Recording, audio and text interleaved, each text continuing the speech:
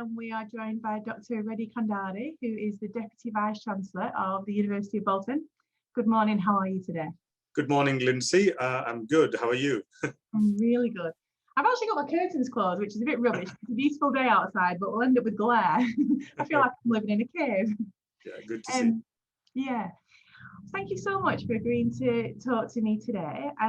So we are doing a series of podcasts, which is focusing on people's academic journeys. And that's what I'd like to talk to you about, if that's okay. So focusing on how education has been for you and the pathways that you've taken. So how was it for you when you were a youngster starting off on your academic career? Okay.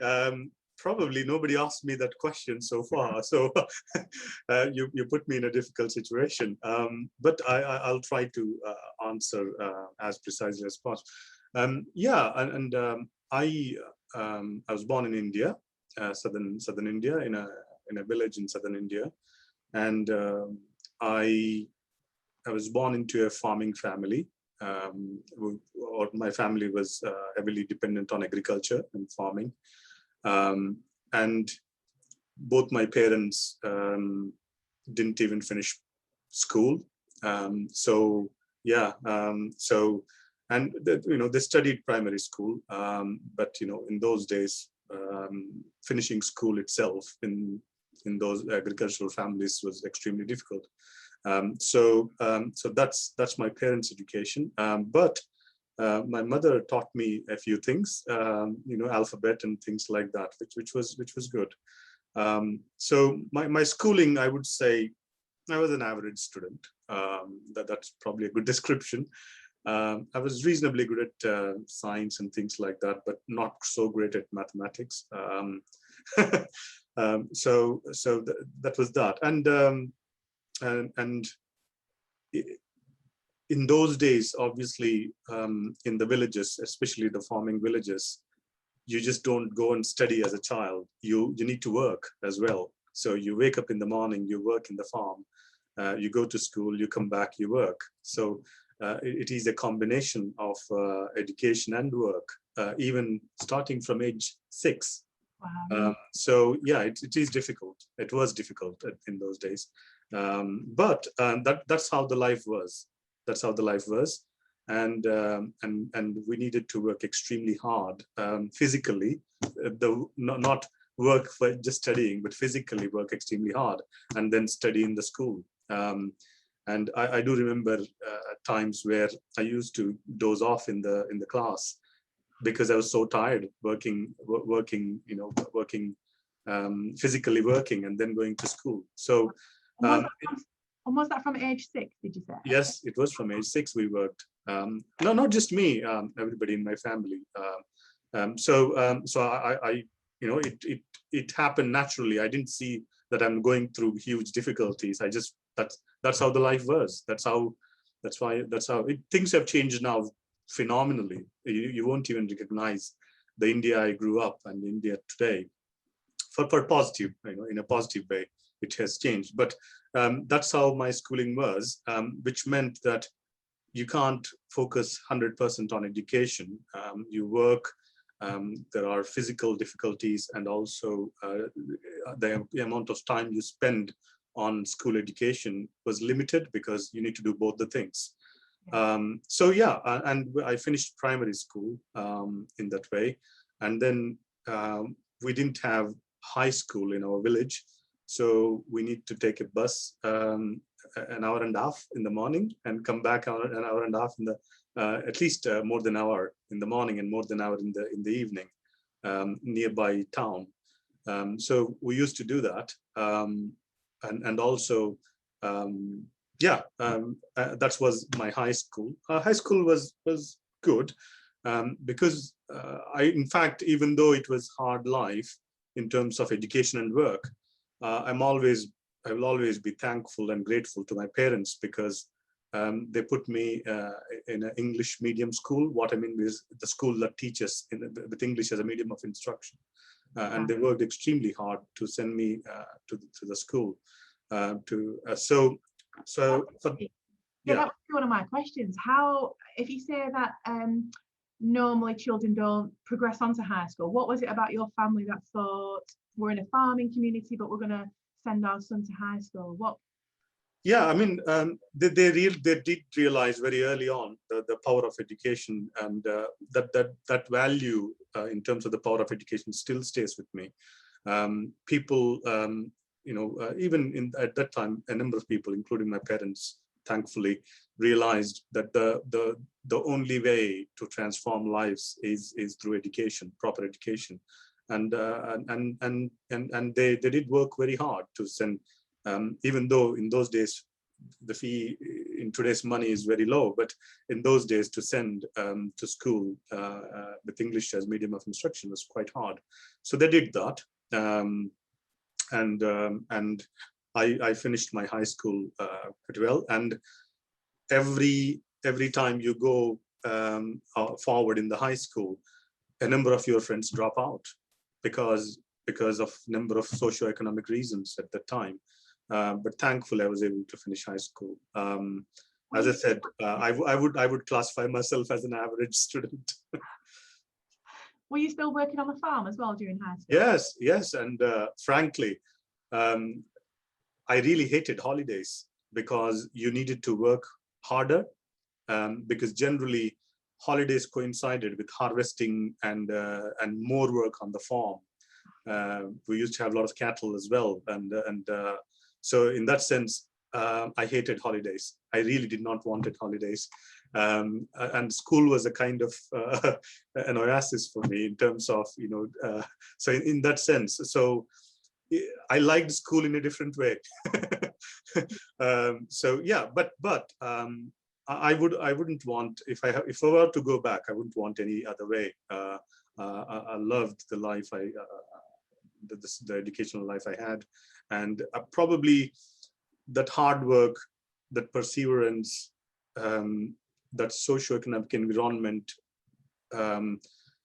really inculcated those fundamental values in me, and that's why I wouldn't want it any other way, even if I had the chance to go back. Yeah, our experiences shape us. Yeah, absolutely. Oh wow. So how did you progress from high school? What happened next? Yeah, so fortunately then the A-levels, for A-levels equivalent in India, you go to a different college, like a further education college. So I did that, and I studied biology, physics, and chemistry, which I did reasonably well. Again, I wasn't like a top class student, but I was, and the work also continued. But A-levels are very difficult in India, much more difficult than high school or GCSEs equivalent. So I passed A-levels or intermediate education, we call, with quite difficulty actually. It was very tough, probably 2 or 3 times tougher than GCSEs, and that's why probably in those days only 50 or 60% go through the A-levels, and remaining people fall through the cracks for a number of reasons. So, but I was able to go through the A-levels or intermediate education. What was your plan at this stage? Did you have a plan for your future? The plan was to make sure I passed the A-levels and go to a degree, a university degree. That was it. In fact, if you ask me, what did you want to become or something like that, I somehow had this. I don't know why it came into my mind, but I had this bank job, to work as bank manager, because somebody told me that they handle the money, and basically that's the coolest job because the banks had nice buildings in those days. Whichever town you go, the nicest building belonged to whatever bank. And in those days, somebody told me a bank manager would earn something like 3,000 rupees. So that's equivalent to 30 pounds per month. Wow. Yeah, and that was quite a good salary in those days when I was growing up, like in in late 80s, early 90s, I'm talking. I really somehow wanted to become a bank manager. But I think those are formative years. It wasn't like a goal for life or vision. So somehow if I could finish a university degree and become a bank manager, my life is settled. that was kind of goal at the time.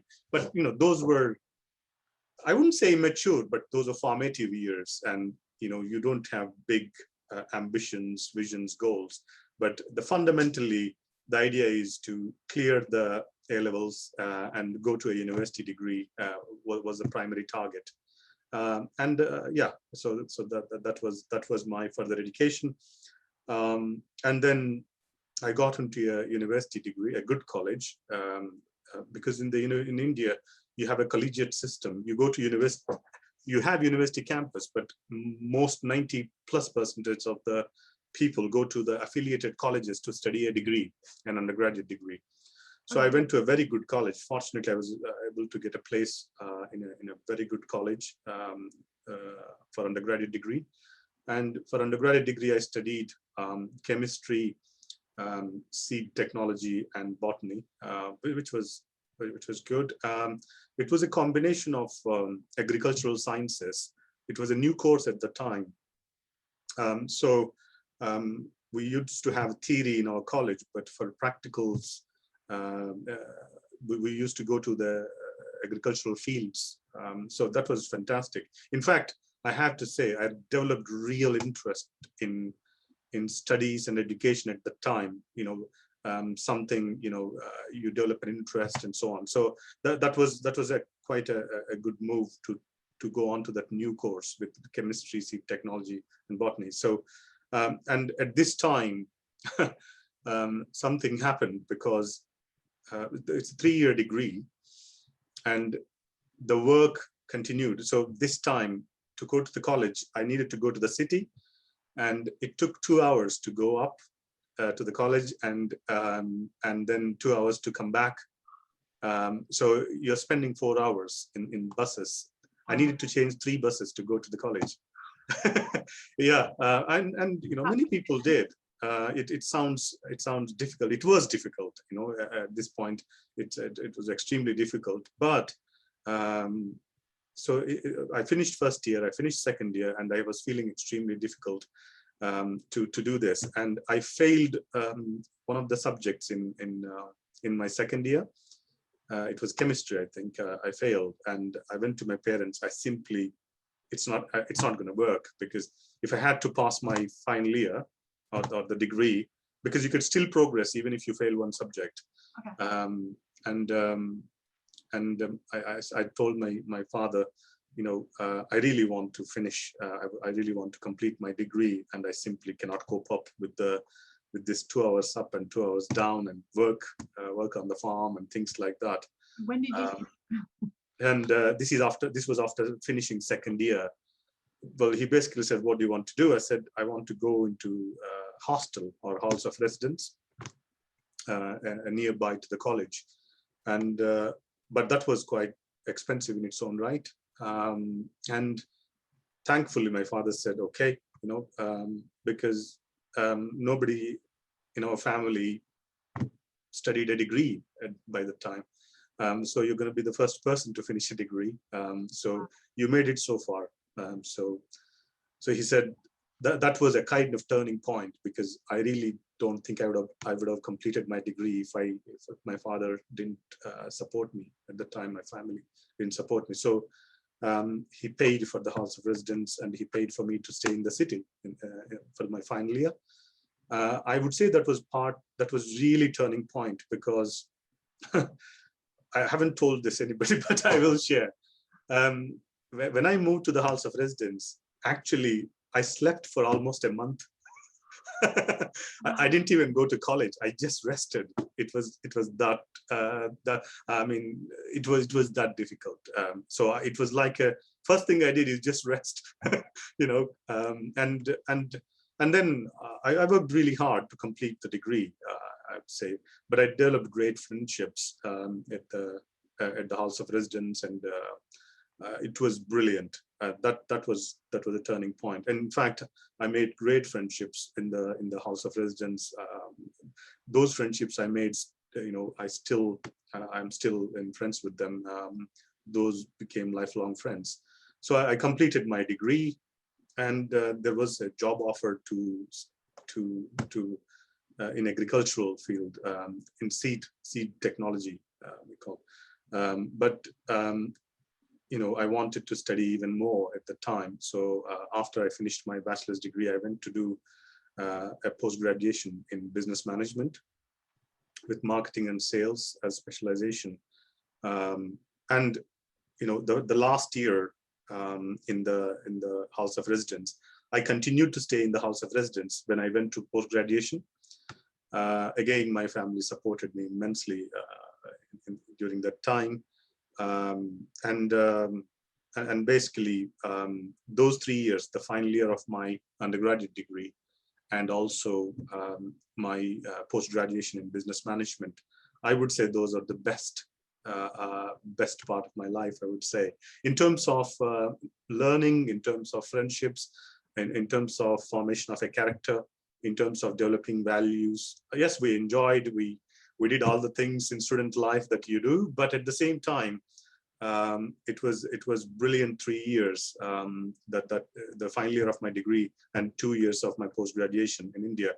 I made great friends, friendships, and a number of those friends in later years went to Germany, United States. Some came to Britain, some went to Australia. We all had great careers, and I still cherish those friendships, and those became lifelong friendships. And also, of course, I really developed interest in education at the time. I would particularly highlight during my post-graduation in business management in India, I particularly highlight a professor in business communications, Professor Matthew Monipalli. If I were to say, the best teacher in my life, I would say it was him. He was extraordinary. I didn't even miss a single class of his. And in those days, we had 40 sessions with each lecturer.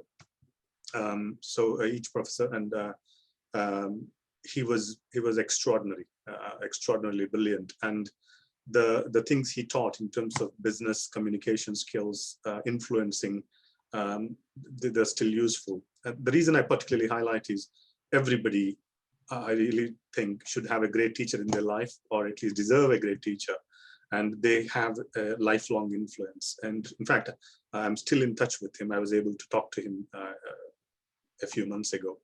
So yeah, probably, yeah. So that was my education in India. So after, I don't know if you have any question on that part, but that was my degree, and that was my post-graduation in India. I mean, I think the biggest thing obviously that stands out is that decision your dad made to say, yep, go and stay in them halls of residence. How would it have been so different? Yeah, it would have been completely different. I'm not suggesting that I would have struggled in life. The reason I say that is the people who dropped out of college, because India has grown immensely as a economically, socially, and technologically.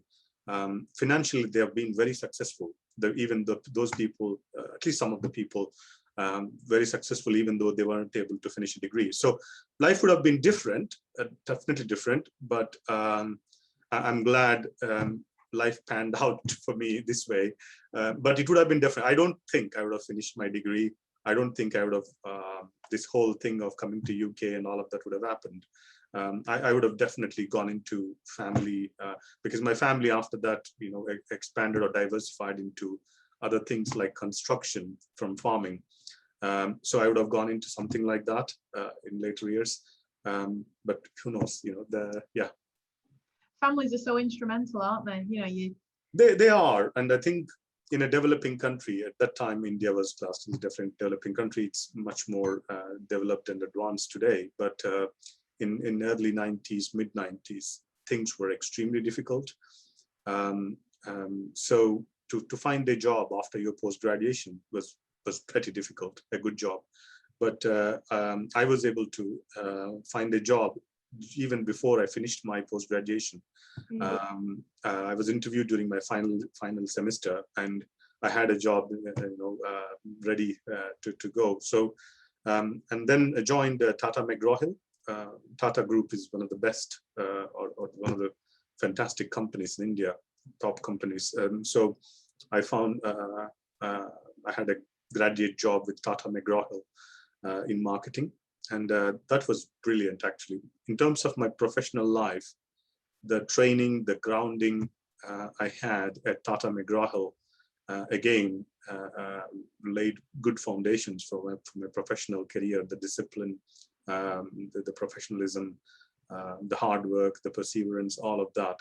So I was quite lucky that my first the job I had, the initial years of my career, I spent with Tata McGraw-Hill, because that was brilliant couple of years. So I worked for Tata McGraw-Hill, and then it was I really loved my job, but this was in late 90s, and you know, I wouldn't say my family was poor. My family was, economically good, given the standards at that time in India.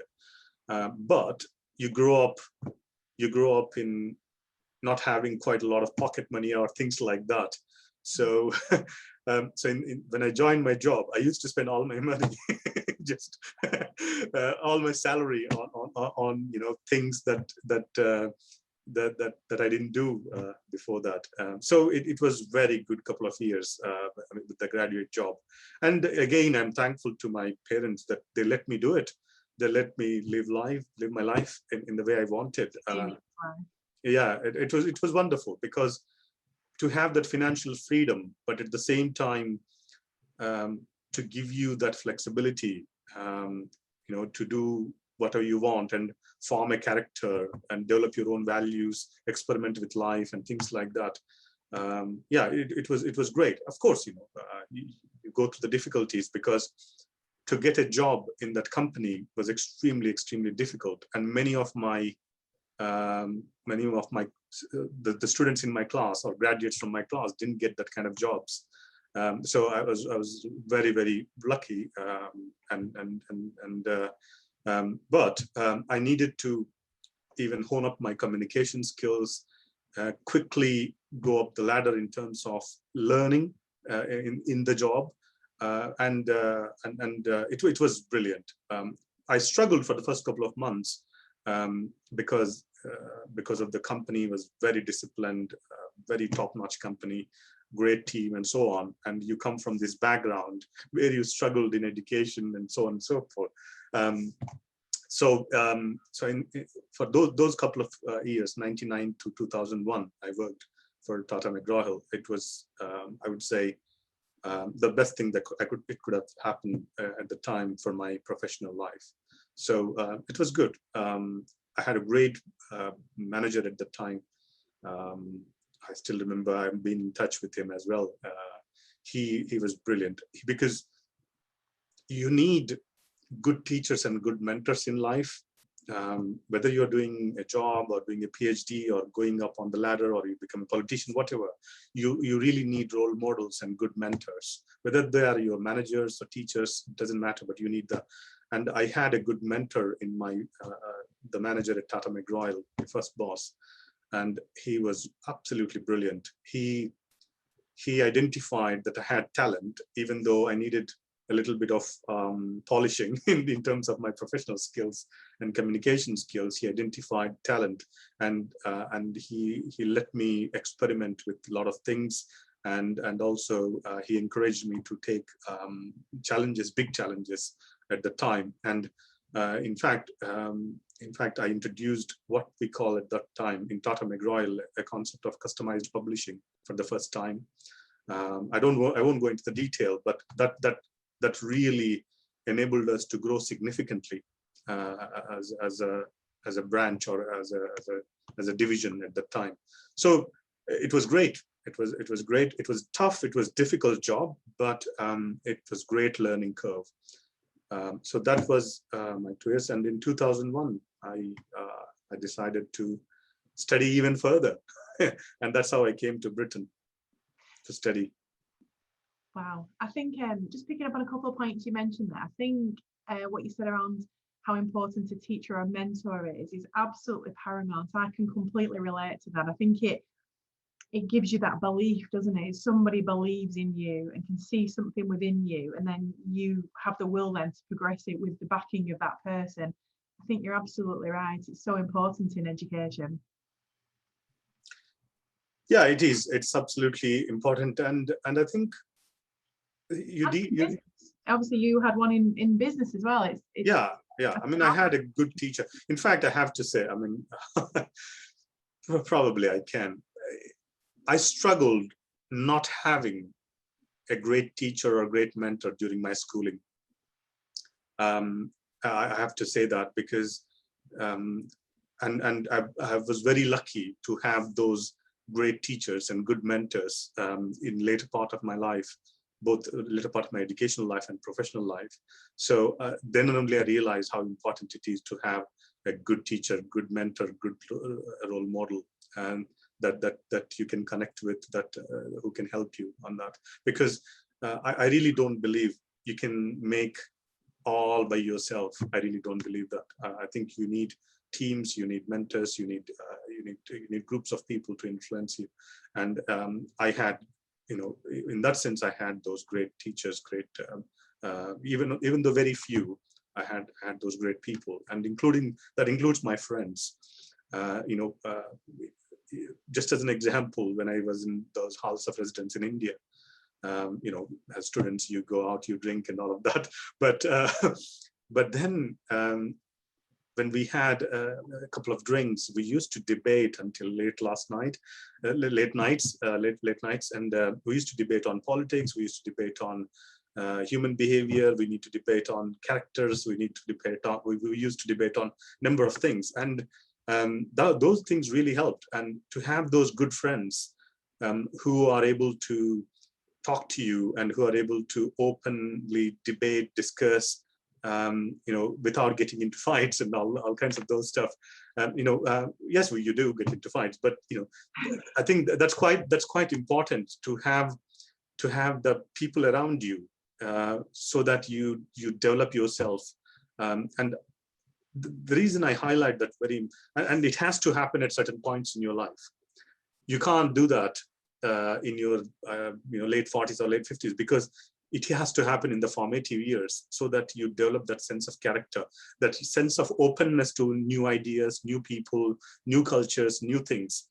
Because if you don't debate, and if you don't openly dissect the new ideas, then in later parts of your life, you won't get to welcome new cultures, new people, new ideas. So that's why it's really important that in education, starting from the school, that we inculcate that kind of openness, open-mindedness in people. So I think that those are quite important, as you said. And the ability to listen to what people say. I find that's really important. I have a son and he's 12, and that's something I'm trying to instill in him now, is to be able to talk to people about exactly what you're saying, their opinions, and to debate topics, but to also listen to what people are saying and not just think you're the one that's always right. Absolutely. Yeah. Oh my gosh. So how did you end up in England then? Next part of your I'll push forward. Late 90s, there was this big thing in India that go and study abroad is a big thing. Right. And that was during Y2K years. I don't know if you remember. Yeah, just a little bit. I'm not going to disclose my age, but yeah, I might just remember that. Y2K, year 2000 problem, the year 2000 bug. That's when the technology revolution or IT revolution happened in India, because the Western countries required a huge number of trained professionals to solve the Y2K problem.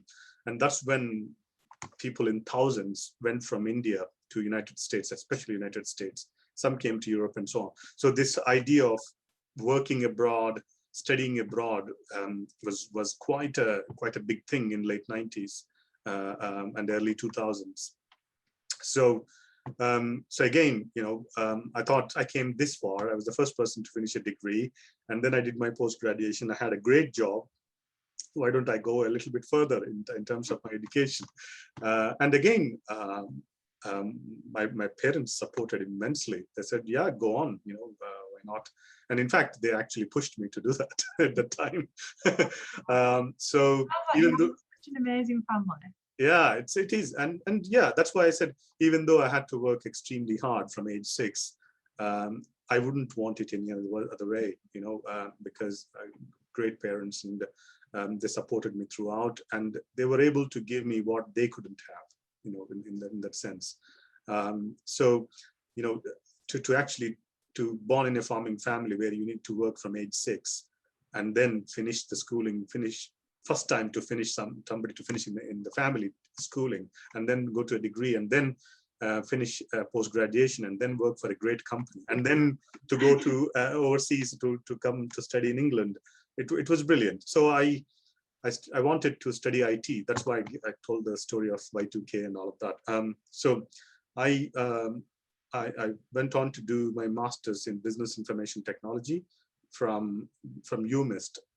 So currently the University of Manchester. In those days, UMIST, the University of Manchester Institute of Science and Technology, and the Victoria University of Manchester are two separate bodies, and they got together and became the University of Manchester. So I studied at the University of Manchester Institute of Science and Technology.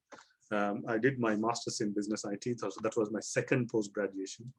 And then the idea was, this was quite interesting for PhD students. The idea is to finish my master's degree in IT and either work in technology industry or go to Silicon Valley. That was, to California. That was the plan. What happened to the bank manager? But the bank manager by the time looked so small to me. Seriously, because why would I do that? Because the bank manager, it was good. The bank manager job is still good in even in India standards. But that career looked, because the ambition to achieve a lot more, to reach much higher ground, that has grown immensely. In fact, that happened during those 3 years in the House of Residence. In fact, we came up, you won't believe this, in 1998, 99. Yeah, 1999. We came up with an idea to start an e-shop. Really, if I had the money, we'd have started it. Really? Yeah. In fact, it's difficult to believe, but people would vouch so in the interview of Tata McGraw-Hill, where I had my first job after post-graduation, I talked about ebooks. That was in 99. Wow. And the interview panel said, what do you mean ebooks? I said, in future people study on electronically, we don't need to publish books, because it was a publishing company. And I really believe that the time in 1999 that ebooks will be quite a big thing. And people laughed. People laughed. But one person who was the chief executive of Tata McGraw-Hill, the managing director, he was there in that interview panel on the day, and he understood, because he was a great leader in publishing industry. He asked me to expand the idea of ebooks in the interview. The reason I'm saying is I had that. I was able to understand the technological transformation that was happening, during late 90s, early 2000. I couldn't start that company because I didn't have enough money to start that at the time, but that's a different story. So anyway, I came to do this master's in IT at UMIST, or the University of Manchester. And then September 11 happened, and the jobs were extremely difficult. By the time I was completing my degree at the University of Manchester, my master's, the job market was very difficult. And even in the Silicon Valley and things, 2001, 2002, 2003, there were a lot of layoffs and things like that. So, but fortunately, after I finished, in fact, probably for international students, this may be useful. So I'll slightly expand. My master's degree at University of Manchester was a shock, in a sense of the way we studied in India throughout was completely different to the pedagogical, the methodology, the self-learning aspect, the ownership a student takes in the UK. It's completely different system in terms of the education. So it was a very, very big shock. How? Can you give me an example of that? How was it so different? So for example, just as an example, in India, when you're studying an undergraduate degree, you study, you go, you do the practicals and so on. But for example, we used to have what we call test papers. So at the end of the academic year, there are no, at least in those days, there were no semester-based exams. There are no assignments in the class. You write the exams at the end of the year. That's it. Wow. There is no formative assessments. There's a summative end of the year written exam, and that's it. And you buy some test papers, the question banks that you call from the previous years. And if you study the test papers, you'll at least pass. The whole assessment mechanisms are completely different. So whereas here, the whole system is different. There are formative assessments. The student takes ownership of his studies. There's an independent learning. There's so many things. The assessments themselves was a shock. The written exams, 100% of your assessments was written exams in India, whereas in the UK, the written exams is only a part of it. You got assessments, you got midway assessments, you got deadlines and all of that. That was a huge, huge shock. But I have to say, I loved it. I loved it because it's a much more based on understanding and application of knowledge rather than memory-based studies. In India, unfortunately, it's still the case in many programs, many degrees, many universities. I would say 70–80% of Indian education system is still that. Whereas at UMest, the University of Manchester, even though it was shocking to my system, I loved it because that is something I always loved, in terms of understanding the concepts and applying it, and ability to see the connection between theory, the knowledge, and the application. Where does it fit in the universe of discourse in the world? So that kind of thing. So even though it was difficult and shocking for the system, I loved it. And in fact, I have to say, probably, even though that was the second master's degree I was doing, in terms of education, I would say that was proper education. Okay. Leaving a couple of great teachers before that, the degree, the master's degree at the University of Manchester, I would say, again, is probably the second biggest turning point in my life, because I was able to really become, a learner during that degree. So I successfully completed my master's, so I don't know whether. Just picking up on that point, it's suggested that we actually over-assess our students now. What would you say about that? Sorry, could you repeat the question? Yeah, so it's suggested that we over-assess our students currently. What do you think about what the recent comments have been? Yeah, I think we must, and any educational institution or a program need to maintain a balance. I always believe the learning must come first, right? Assessment is a method to test whether somebody learned, what they're supposed to learn. It is not the goal. The goal is not assessment, or passing the exam is not the goal. Learning is the goal. Yes. Right? So, and it has to be treated that way. And assessment should fundamentally satisfy that primary goal of ensuring somebody learns. Yes. Whereas I have seen, both in India and the UK, people seeing assessment as a goal in itself, when it isn't. Assessments, exams are not the goals. Passing the exam itself is not the goal. I always believe learning is the goal. Yeah, people won't like it, but I will say it. If I had to burn all my degrees, if I had the option to burn all my degrees or keep the knowledge, I always keep the knowledge and leave my degrees. That's how important the knowledge is. That's what transforms lives. Yes, the piece of paper, it's very important. The degree, the marks, the classification of your degree, they are very important, but minute when it compared to the actual real learning. And that is more so today than 5 years ago, 10 years ago, and 20 years ago, and 30 years ago. Why is that? When you go to a job these days, people are not even asking for degrees. Do you have good knowledge? Do you have good communication skills? Do you have good work ethic? Do you have good perseverance? Those are the things that people are looking in you. If you don't have a degree, if you pass A levels, you can get a programming job in a good company at a good salary if you are a good programmer. The world is becoming that. So I am glad that it is becoming that. Yes, degrees are important assessment. So I think over assess is, for example, a module having 2 assessments midway through, a presentation and the written exam. Really, do we need all that? I believe, yes, assessments are important.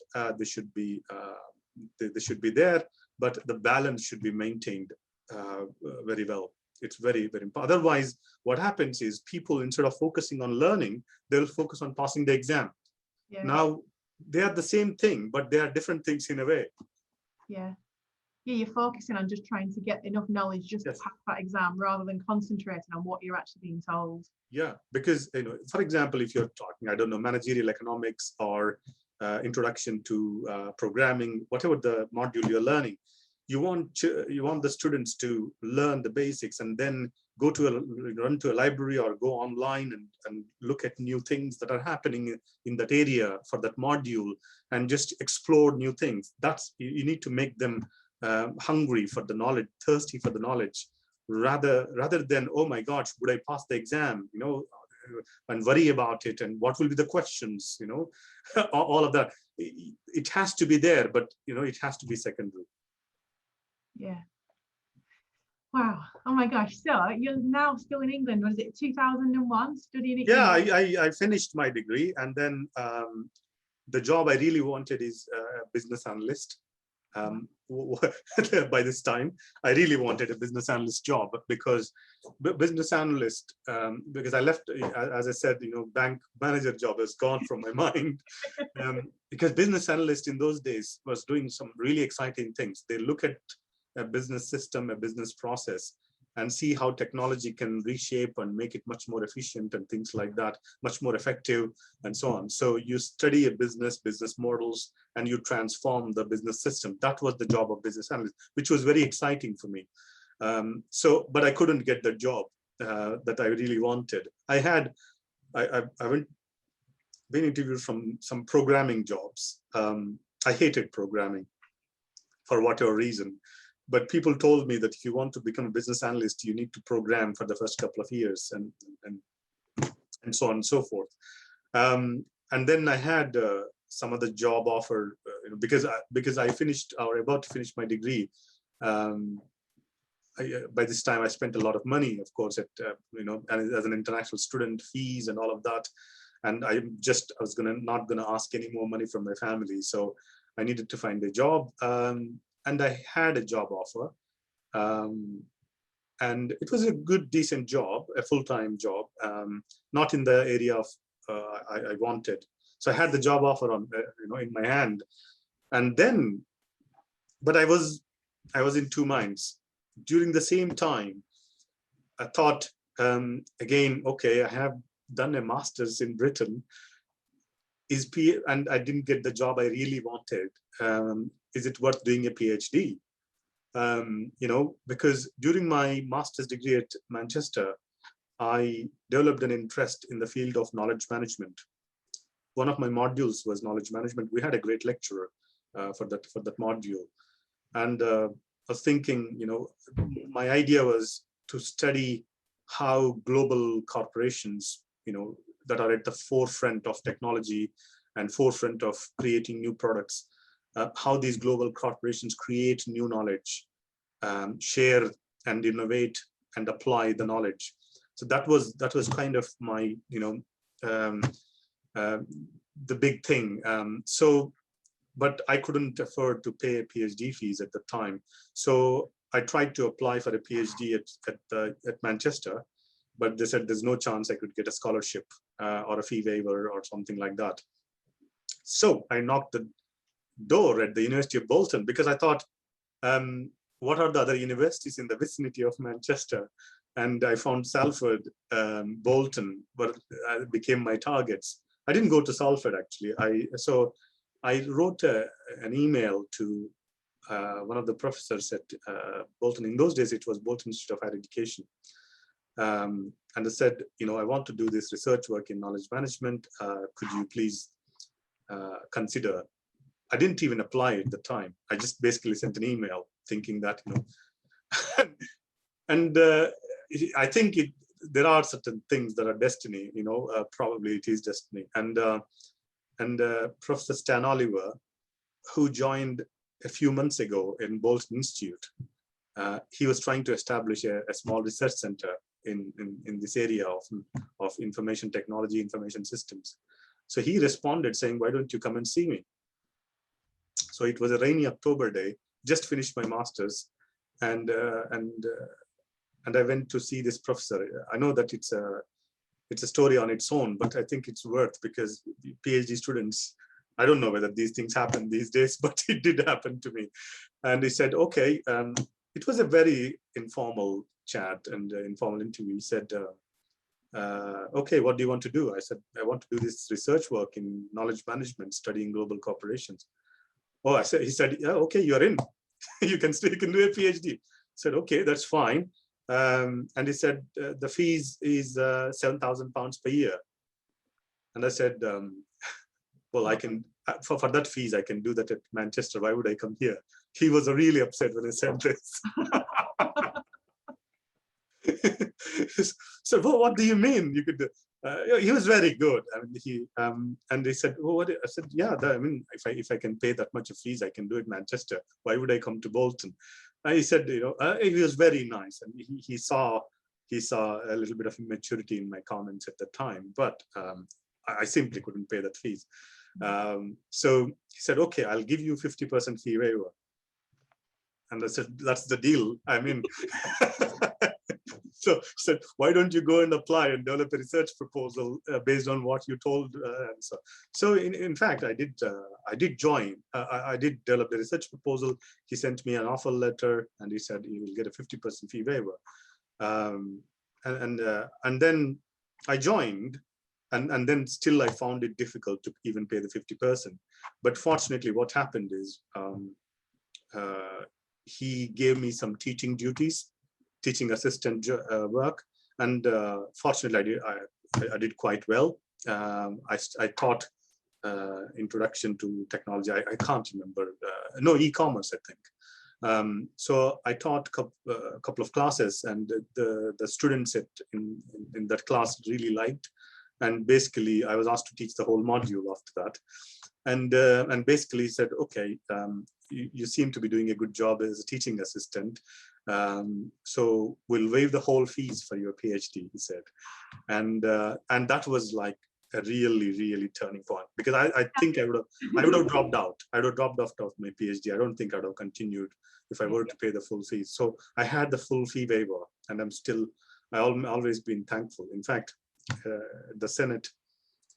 the Senate meeting, I thanked both the professors who helped me, Professor Stan Oliver and Professor Danny Morton, who is still there. He's the head of School of Engineering. Wow. So, and to top it up, they during that month, I was very lucky, and probably luck favors the people who work hard. I don't know. So at that time, there was a European research project, and I was asked to help to write the proposal to do some research work on that European project while I was doing just starting my PhD. So not only I had the fee waiver, but also I had a bursary, £660 bursary per month. That was in 2002. And I thought that was the best, really, probably the luckiest. I didn't have much luck in my life. I had to work for everything very hard. But this one, I was lucky. Otherwise, I don't think I would have done PhD. So this time, to go back a little bit, I had this job offer because I was still applying for jobs while I was, I was on the two boards at the time. Just started PhD, but also applying for the jobs. So I had this job, which was not my dream job. And I had a full fee waiver PhD plus £660 bursary. And it was only guaranteed for a year, but I knew that I'll be able to work hard and continue to have that bursary. Then I called my father and said, what do you want me to do? Because I have this PhD and this bursary, but a decent job, where I could earn something like £1,500 per month in this job, whereas I get £600 bursary only, and it is a 3 or 4 year commitment to do a PhD. And again, said, my father said, it's up to you, but I wouldn't say he motivated me to do a PhD, or my family motivated me to do a PhD, but they weren't against it. That in itself was a great thing, because, but I have to say I was more or less going towards the PhD at the time, but there was no difference of opinion, and my family said, who else is going to do PhD? It may not happen in generations, so just go ahead with it. So I think, and also what happened in those first 3 months of joining the PhD, what happened was I started really developing an interest in the subject area, and a little bit of academic developed in me during my master's degree. I really liked the UK style of education, which is more based on understanding, application, rather than memory based, and so on and so forth. So it was a great opportunity, and that's how. So 3-4 months into my PhD, I was 100% committed that this is what I wanted to do, and this is one, and yeah, that's how I joined PhD. How did you find your PhD? Initial days, again, there were a couple of people, you go into this network of PhD students, won't you? I'm sure you were doing that as well. Yeah. And there were some students doing PhD in engineering, MRI, business. In those days, it was called BLISS, Business Logistics and Information System. The number of Bolton always had a very good groups of PhD students. So you had a good network in various subject areas. But there were 1 or 2 guys who always used to scare me in terms of, and they said, have you done this? Have you expanded your proposal? Have you finished your research question? Have you done your literature review? I said, okay, I'm doing it, right? How many books have you written? How many references have you developed? And all of that. I said, look, I've only read 2 or 3 books, but I read them thoroughly. So for example, in the field of knowledge management, I actually bought 2 or 3 books, like forefathers of knowledge management as a field, Nonaka and Takuchi and so on and so forth, Davenport, and I read from page 1 to page, finishing line.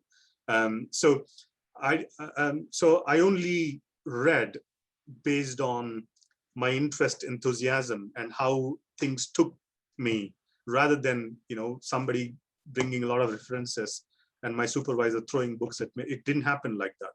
And it was different actually to many of other PhD students, because we had quite a good freedom with my supervisors. And at the same time, because we were working on this research project, funded research project, we used to go out to companies, and we used to go out and study real things and real world knowledge, all of these aspects. And people, probably there was a little bit of envy as well, where we used to go out and do these things, where many of the PhD students were locked up in the university, yeah. Doing literature reviews and things like that. And they used to say, well, have you done this? Have you done this? I haven't done any of those things, but I will do it when the time comes, something like that. And we wrote more research proposals. I was good at writing research proposals. In fact, one suggestion I'll always make, you can't become a good researcher without having good written skills. It's a must. I mean, it's obvious to say, but to write research proposals, to express your ideas and all of that, top-notch writing skills is absolutely essential. And thankfully, I had those aspects. So we wrote research projects. We wrote successful research proposals. In fact, during my PhD and 2-3 years after my PhD, I wrote and won almost £3.5 million of research money. So during my PhD days, I mean, obviously, we used to help our supervisors in writing research proposals, knowledge transfer partnership proposals, and a number of other things. So most of our work is practice oriented. So in that sense, it was exciting. I always say, I never found even one single day life difficult or studies difficult during my PhD. Super excited. I was throughout absolutely super excited. Just to expand on the research work itself. So my research work is about, I stuck to my guns. A number of people, including my supervisors, said, could you change your research work because this is too ambitious? So the idea is to develop a framework of how to do or how to practice knowledge management in global corporations. That was quite a big research question. Yeah. And said, getting data from global corporations is difficult. Why don't you modify? Why don't you focus on SMEs? Why don't you focus on one of the aspects of knowledge management practice, like culture or technology or things like that? I said, no, I'm going to do the whole thing. I didn't budge. Despite of warning from my supervisors, from my other PhD students, and so on, I said, I'm going to stick to it. This is what I want to do. So I stuck to my guns, and basically, the actual research work I did in 3 countries: Germany, UK, and India. And I actually went to. I did my methodology was multiple case studies. That was my research methodology for data collection. I studied 6 organizations globally in Germany, UK, and India. And these included Daimler, Mercedes-Benz, Hewlett-Packard, Oracle Corporation, National Health Service. Yeah. Yeah, 80,000 words, I think. I mean, when I finished my thesis, it was 160,000 words, and I need to cut to bring it to 80,000. I studied really world-class organizations, and in terms of how they did knowledge management. Like you are doing this interview, I went to Stuttgart, I went to Bangalore, I went to London. All these places to actually go to the companies themselves. And go to the production lines to study how they're doing knowledge management. So that's why it was extraordinary. It was super exciting, and probably in terms of learning, extraordinary 3 years of that. So, but because I was writing research proposals, we were doing research apart from our PhD and doing the data collection and so on and so forth. Again, here, a couple of things for PhD students. Like I said, always start writing early. I didn't do it, and I suffered in later part of my PhD. I didn't finish my literature review write-up and so on. And, I always used to think, this is a standing joke. You might have heard this, but this is a standing joke. Because when I finished my PhD and started supervising the PhD students, I observed this. Every PhD student, I'm sure 90% will think, and I thought the same. My PhD thesis in my head, I just need to write it up. That's the standing joke. And I used to tell my PhD students, your thesis is your PhD. What in your head is irrelevant. Actually. So I have to say, so 2.5 years, I didn't have much in writing in terms of my literature review chapters or nothing. So I almost wrote my thesis in about 6 months. almost wrote my thesis. And I never let that happen with my own PhD students. When I saw such a, I always said, that's my mistake, and I won't let you to do it. So I always asked, first introduction, literature review, methodology chapter. By the time you finish your second year, you should be done with your literature review chapter. You should almost done with your methodology, minor little bits and here gaps, but you should be done almost with that.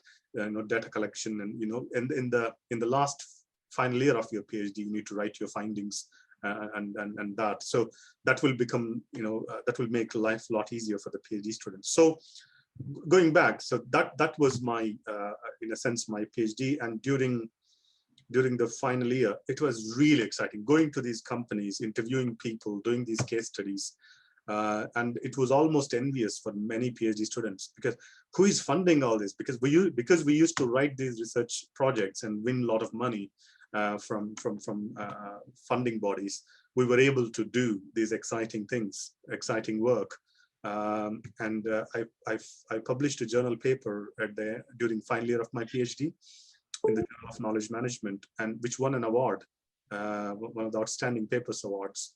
And that's when I knew that I am reasonably good at this. and I totally ignored, after that point, I really totally ignored in terms of this caremongering of, you need to do this way, you need to do that. I really did my PhD in the way I wanted. There was a great help for my PhD supervisors. After that point, they realized, after I published my journal paper, a couple of conference papers, they realized that, I had something in my thesis. They also asked me to, so I finished my PhD. In fact, it was very good. I loved my Viva, even though I was a little bit scared before walking into it. The process of Viva examination was, I really loved it. It went for almost 3 hours. And I passed without any corrections. Oh, wow. That's cool. Yeah, I passed without any corrections, which meant that on the day of my Viva exam, there was this quite a big celebration. There 50 people came, because we were doing a lot of work with a lot of companies and so on. My supervisor threw a party on the Viva day. He knew that I was going to pass, but he didn't expect passing without corrections. So either way, we had a fantastic party. I still hold some of the memories from that. So it was fantastic. And we had it tough. I mean, when I say tough, it was a comprehensive Viva exam. The external has published a book on knowledge management. So it was like, he knew what he was doing. And then my thesis, my supervisor suggested that I should submit it for Outstanding Thesis Award. So there was an international journal in knowledge management, which was running this competition for outstanding thesis. So I submitted. So I was selected one of the 3 outstanding theses. So it was a Global Outstanding Thesis Award as well. Oh my God. So that was brilliant. So that was a fantastic completion of my PhD thesis with a big bang. And basically I said, this is it, and I'm going to Silicon Valley now. and my supervisor said, you're not going anywhere, mate. So even before I passed my PhD, finished my thesis, final year PhD degree, I was offered a research fellow job, very good research fellow job. Yeah, and because I was already doing a lot of applied research in e-commerce, systems engineering, enterprise and systems, and so on and so forth. So yeah, that's how I ended up with a job at Bolton, even before I finished my PhD. It's just such an amazing journey. I keep thinking back to that 6-year-old boy going working on the farm and having to do his studies and work, and look at everything that you've achieved. Wow. Yeah, I think as I always said, there was a little bit of luck, but a great support from my family, from my mentors and so on. I have to stop you on that. You've used the word luck 3 times throughout this at different stages. You said you was lucky when you got the job at the Tata Group, lucky with your PhD, and I think the word luck, you're doing yourself a disservice. Look at everything that you've achieved, and I'm not a massive fan of the word luck. I think when you said about destiny, and I do think you're in, you're at the right place at the right time. However, it's you that's got the results, not luck. I You got the job because people saw that in you, that your teacher saw that in you and gave you the belief. I feel like I'm telling Yeah, I you. mean, you may be, you may be right, and you may be right. Probably not so many times the word luck, but I yes, I worked extremely hard at every step. I agree with that, but I always think, you see, there is a lot of research. It takes several generations. If you're coming from a challenging socio-economic background where your parents did not go to university and all of that, in a single generation to actually leapfrog so many times, not only finish school, not only go to university and a degree, and then do a post-graduation, then get a good job in a great company in India, and then come to England to study in a top university like UMIST, and then to do a PhD. Yes, I respect my hard work. I respect, all of that. But yeah, there's a little bit of that I wouldn't, whether it's called luck, destiny, I don't know. But I don't want to give 100% just to my hard work. I really don't, because I don't think I am hardworking. I am committed. I am absolutely persistent in achieving things. I know how hard I work at the cost to my health sometimes. I know all of that, but I really believe there should be a little bit of that, because otherwise I don't know whether people can do so leapfrog so much without a little bit of that luck in a single generation, because it takes 3 to 4 generations. A lot of research work shows it can't happen. And then I was able to leapfrog in 1 generation. And that's why I use the word so many times, the destiny and luck. Yes, I don't devalue the hard work, because I did that hard work. So how can I devalue my own hard work? I won't do that. But just there's a little bit of that serendipity, probably is a better word. There is a little bit of serendipity, because even during my PhD, you're right. Probably I shouldn't use. There's a little bit of serendipity, because I wrote almost over 100 letters for interviews, and I had probably 6 or 7 companies that I was able to study. I used to write letters upon letters and upon letters. So it didn't come, those great case studies for my PhD didn't come by luck. I worked extremely hard, but still, to actually go to Stuttgart, Mercedes-Benz R&D division to study how they create new things. How many people would get that opportunity to go to the R&D division of Mercedes-Benz? Yes, I wrote hundreds of letters, but still to get to that. Yes, you're right. But at the same time, I do believe there's a little bit of serendipity. Yeah, no, I think there probably is. But I wonder how much it is somebody sees something in you. You know what I mean? Somebody sees something within that letter, within your research, within how you present yourself, and that's what hooks them in. So that's what gives you those opportunities. I actually agree with you. I do. And this is probably something I would say to any PhD students, or any student for that matter, just not PhD. Because when I went to these companies, for example, Oracle Corporation, head of knowledge management, I did so much of background research work and reading before I went to these interviews. I probably knew a lot more about knowledge management at Oracle Corporation than an average employee of Oracle Corporation. So when I went there, and many of these people gave me 2nd and 3rd interviews, because there was so much to talk, and like there was so much to talk, so many questions to ask. By the time I finished my allocated time of 2 hours, both the interviewee and myself were so excited about these things. So okay, why don't you come again? We'll have another. And this time they knew that. Stuttgart, of course I will. Yeah. So they knew. They knew that it's not going to be another 2 hours. It's going to be a whole afternoon. So most of these great people, I thanked them so much in my PhD thesis. They gave 2nd and 3rd interviews, and they introduced me to other people in their companies who could actually give me more ideas about the research work I'm doing. So you are right. I worked extremely hard, did the background research, and so on and so forth. And that's why my data collection was like, absolutely. I had something like, I don't know, about 28 or 36 hours of taping. And it's just phenomenal aspects. So yeah, and my recommendation, and I see this, some PhD students do this. They do the background work. They write letters, they write emails, they use their networks to get the interviews and all of that. But many students don't. They don't do that background work. You see, when you go to interview people in the companies that you are studying, or in the research organization, or in a laboratory, whatever that is, you need to be so knowledgeable that by interviewing them, you should also help them.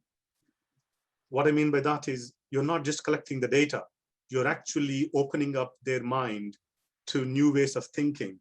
So even though they are interviewer, they're part of your research process in creating new knowledge, you see. And every researcher should behave that way, in my view, that the process of data collection is not, I'll go and interview and record and put them into some paper or into my thesis. That process should be the interviewing or data collection should be the process of new knowledge creation in itself. And I always believed that. I used to, whenever I used to go to these interviews, I used to have a light fever. Literally, my body temperature used to go up. And by the time I finished, I was like absolutely shattered in terms of my exhausted. That's how much focus and concentration I used to give to the interviews and to the research study when I went to these people to collect the data.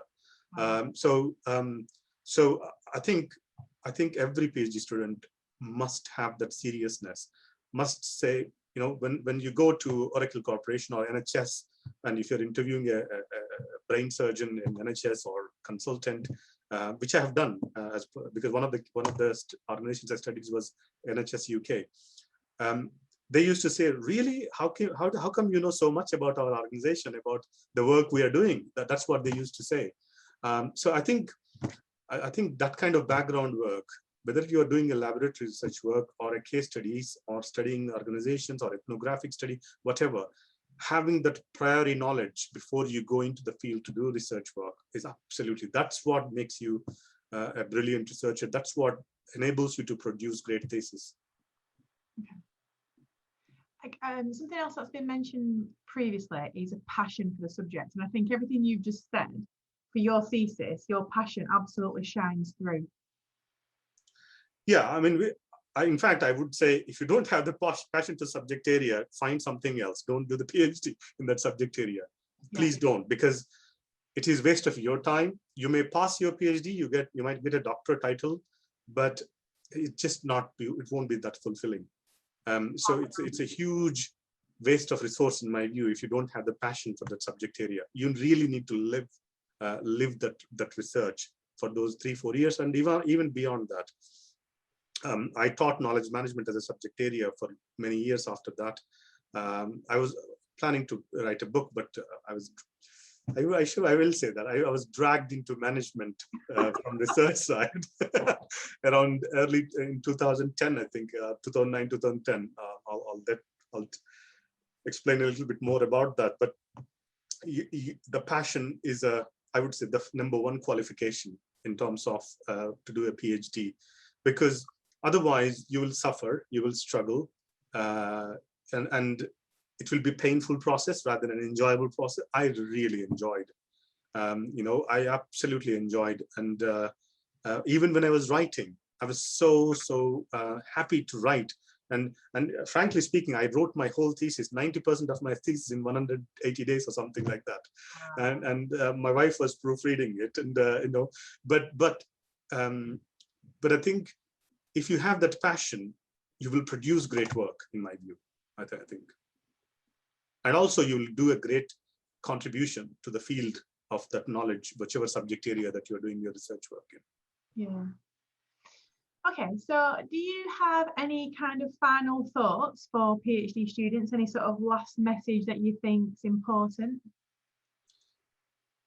Yeah, I think my final thoughts, probably on the research career side, Lyndsey. After my research fellow and senior research fellow, I became a reader as well, and I did a lot of knowledge transfer partnership projects to apply the knowledge that I've gained through my research work and so on, and so on and so forth. So I had a very good research career, and then I went into management, became a dean, executive dean, executive director of strategy, and then pro-vice chancellor, deputy vice chancellor, and I led the academic function of the university for almost 6-7 years. I led the transformative aspects, the teaching intensive research informed university, platinum courses agenda, all of that, and it's been greatly fulfilling career. But I have to say, I probably left my research behind a little bit because of this leadership work in the university. So going back to the question, I think you probably summarized well. The first thing you need to have is passion, real interest, genuine interest in the field that you are doing your research work. Secondly, there is no substitution for hard work. I really, really mean it. There isn't. There simply isn't. And I'll just probably give a quick example on the substitution of hard work. I thought I will study about this research methodology. I know what I'm doing. And I started collecting data before really studying methodologies and various options and data collection techniques and so on. And it costed me 6 months. And I had to go back and redo a number of things. But if I had studied research methodologies thoroughly, I would have done it well, or in a really good way in the first time. So I think that hard work I didn't put it, especially on the methodology aspects, costed me 6 months, literally, and very, very painful. So I can say with my own experience, there is no substitution for hard work, especially when it comes to research. The reason being, you need to produce some new knowledge. Yeah. The knowledge that no one else has created, that even though it may be a little nugget of new knowledge, you must produce that. For that, you need to go through a rigorous, robust process, an empirical process, to substantiate that the new knowledge you produced is valid. So the passion, the real hard work, whether you're doing literature review, whether doing data collection, whether you're doing write-up, all of that. So the third one is the perseverance. You will hit a lot of brick walls when you do PhD. Absolutely brick walls. People cry. In fact, some of my PhD students, actually, at least one has cried. How many times are you going to give me feedback? Could you just approve my thesis so that I can go to Viva? And you see, it's not, the intention is not to make it difficult. The intention is to produce great work, right? So the persistence on quality, the persistence on producing excellence, the persistence to travel on that path of great research and produce great work, that perseverance should be there in my view. I think those are the things. And of course, mentors, friends, networks, all of those are quite important, and they have a great role, but it's you have to own the research. And that passion or the ownership, all of that, if you don't have those key elements, people will push you this way, push you that way, and somewhere during the PhD journey, you lose what you set out to do. So you need to own that as if it's you, your research is you. And even though you might refine and slightly change here and there, but you need to travel on that core path of your research. Otherwise, so those are the things. I think the passion with commitment, no substitution for hard work, and the perseverance to complete the journey and produce that excellent, produce that excellence. Wow, thank you. That's some amazing thoughts for people to think about. I'm just going to press stop on the recording, okay? Okay.